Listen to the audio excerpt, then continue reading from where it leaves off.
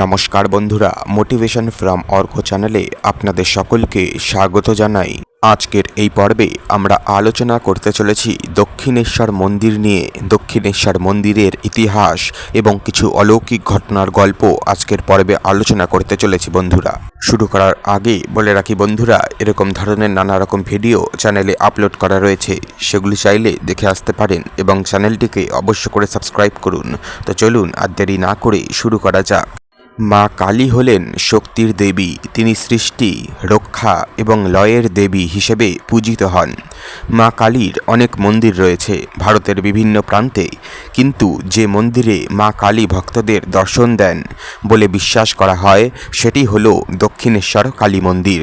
হ্যাঁ, ঠিকই শুনেছেন, দক্ষিণেশ্বর কালী মন্দিরেই মা সকল ভক্তদের দর্শন দিয়ে থাকেন। এবার অনেকেই বলবেন, আমিও তো দক্ষিণেশ্বর মন্দির গিয়েছি, কোথায় মা আমাকে দর্শন দিয়েছেন? আমি তো মায়ের দর্শন পাইনি। তো চলুন এর উত্তর খুঁজে বের করা যাক। কিভাবে মা দর্শন দেয় তাও খুঁজে বের করা যাক।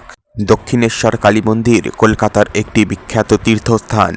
এটি পবিত্র পঞ্চপীঠের অন্যতম। এই মন্দিরটি গঙ্গার তীরে প্রতিষ্ঠিত হয়। দক্ষিণেশ্বর কালী মন্দির গদাধর চট্টোপাধ্যায়ের হাত ধরে প্রতিষ্ঠা হয়। দক্ষিণেশ্বরের কালী মন্দিরটি মা কালীকে উৎসর্গ করা হয়েছে। মন্দিরের দেবী মূর্তিটি দশভুজা। দেবীর হাতে বিভিন্ন অস্ত্র এবং উপকরণ রয়েছে। আপনি যদি মায়ের দিকে তাকান তবে আপনি লক্ষ্য করবেন মায়ের চোখে দয়া এবং মায়া প্রকাশ পায়। দক্ষিণেশ্বরের কালী মন্দিরটি ভক্তদের কাছে অত্যন্ত পবিত্র। ভক্তরা বিশ্বাস করেন যে এই মন্দিরে মা কালী ভক্তদের দর্শন দেন। ভক্তরা মায়ের কাছে প্রার্থনা করে তাদের মনস্কামনা পূরণের আশা করেন। মা কালী ভক্তদের দর্শন দেন কিনা তা নিয়ে বিতর্ক রয়েছে। কিছু লোক বিশ্বাস করেন যে মা কালী সত্যি ভক্তদের দর্শন দেন, আবার কিছু লোক বিশ্বাস করেন যে এটি ভক্তদের বিশ্বাসের একটি প্রকাশ। যাই হোক না কেন, দক্ষিণেশ্বরের কালী মন্দিরটি আমাদের কাছে একটি গুরুত্বপূর্ণ তীর্থস্থান। প্রতিদিন হাজারো হাজারো ভক্ত এই মন্দিরটিতে এসে মায়ের কাছে প্রার্থনা করেন। দক্ষিণেশ্বরের কালী মন্দির মা কালী ভক্তদের দর্শন দেন। প্রতিদিন হাজারো হাজারো ভক্ত মন্দিরে এসে মায়ের কাছে প্রার্থনা জানান। তারা বিশ্বাস করেন যে মা তাদের প্রার্থনা শুনে তাদের মনস্কামনা পূরণ করেন। মা কালী ভক্তদের দর্শন দেন তার কিছু প্রমাণ রয়েছে। অনেক ভক্ত দাবি করেছেন যে তারা মায়ের স্বপ্নাদেশ পেয়েছেন, আবার অনেক ভক্ত দাবি করেছেন যে তারা মায়ের অলৌকিক ক্ষমতার সাক্ষী হয়েছেন। একটি প্রবাদ আছে যে দক্ষিণেশ্বরের কালী মন্দির থেকে কেউ খালি হাতে ফিরে যায় না।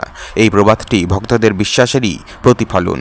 আপনি যদি দক্ষিণেশ্বর কালী মন্দিরে যান এবং মায়ের কাছে কোনো ইচ্ছা প্রকাশ করেন, মায়ের কাছে ইচ্ছা জানান যে মা আমার এই মনস্কামনা পূর্ণ করে দাও, তবে হ্যাঁ বন্ধুরা, আপনার সেই মনস্কামনা অবশ্যই পূর্ণ হবে, কিন্তু তৎক্ষণাৎ হবে না।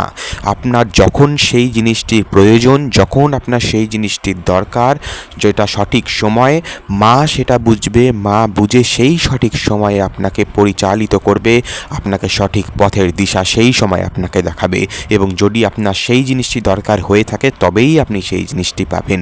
সেটা আপনার কাছে অনেক অন্যরকম মনে হতে পারে, কিন্তু মা সঠিক সময় বুঝেই আপনাকে দেবেন। আপনার হয়তো মনে হতে পারে যে আমি তো মাকে ইচ্ছা প্রকাশ করে এলাম, কই মা তো আমাকে কিছু দিল না, কই মা তো আমার ইচ্ছা পূরণ করলো না। কিন্তু বন্ধুরা, সবসময় সময়ের অপেক্ষায় থাকবে, যখন সঠিক সময়ে মা আপনাদের ঠিক কৃপা করবেন।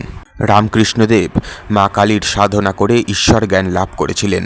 রামকৃষ্ণ পরমহংসের সাধনার কারণে দক্ষিণেশ্বরের কালী মন্দিরটি আরও বেশি জনপ্রিয় হয়ে ওঠে।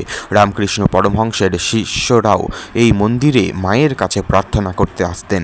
আপনার মনে যদি মায়ের ছবি আপনি এঁকে ফেলতে পারেন, তবেই আপনি বুঝবেন আপনি মায়ের দর্শন পেয়েছেন এবং আপনার মধ্যে সেই ভক্তি জাগ্রত হলো, ভক্তির আলো ফুটে উঠল, তখনই তো আপনি মায়ের দর্শন পাবেন। তাছাড়া কিভাবে সম্ভব?